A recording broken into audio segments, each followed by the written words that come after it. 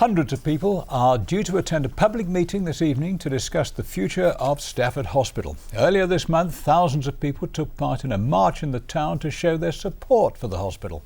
Our reporter Callum Watkinson is at the county showground ahead of tonight's meeting. Callum, remind us why people are worried about the future of the hospital.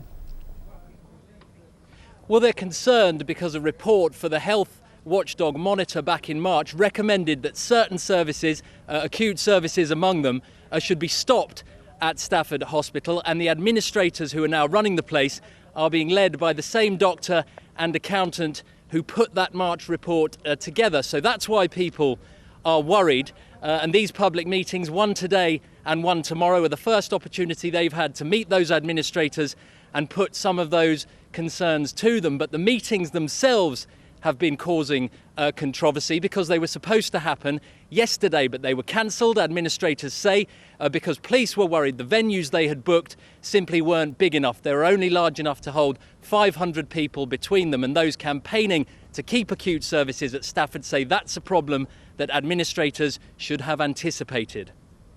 They knew 50,000 went on the march. That was 9 days ago now. We'd said that the venues were small. This should have been foreseen. The actual venue, we're out here in the countryside. This is absolutely ridiculous. We should be in town at a major venue.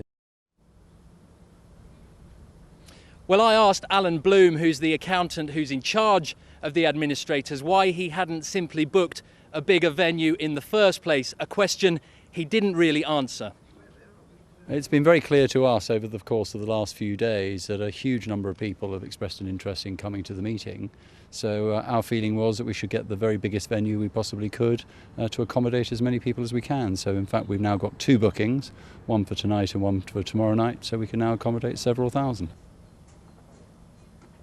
Well, this venue, as he said, can hold a few thousand people, but I have to say with less than an hour to go, it's a trickle rather than a flood turning up, and it does seem as though campaigners' fears that those late changes might have an effect on turnout might at this stage turn out to be well founded. OK, Callum, thank you very much.